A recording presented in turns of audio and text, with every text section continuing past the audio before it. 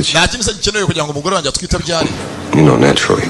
Well, given her age and past history, turebye ukuntu angana n'ahatambutse he having trouble conceiving, kuko yatwita birashoboka physical exam to check for any. turamukorera ibizamini nyine bya bisanzwe bya buri munsi by'ubuzima bwe uko ameze turebe ukuntu inda yiteye.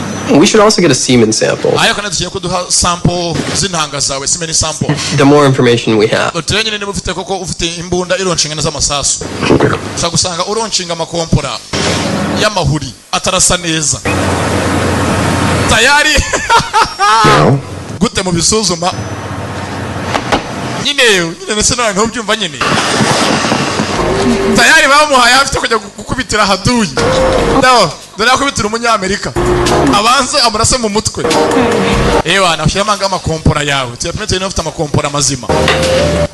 Iki ni ikibazo sasa umuntu w'umugabo n'ukuntu ndesha n'iyitaye yanjye azanga abanza arebe agafilime gatuma ajya muri mood gakariya rero ibi filime nabyo biratinze ntabwo bijya bijyana umuntu muri mood abanza kukihutisha arihutisha